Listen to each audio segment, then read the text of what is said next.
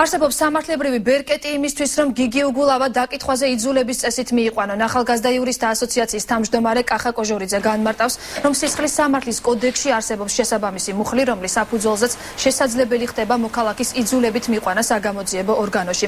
კახა კოჟორიძე ვარაუდობს, რომ საქალაქო სასამართლო შინაგან საქმეთა სამინისტროს მიმართვას უწყებაში თბილისის მერის იძულებით გამოცხადებასთან დაკავშირებით დააკმაყოფილებს.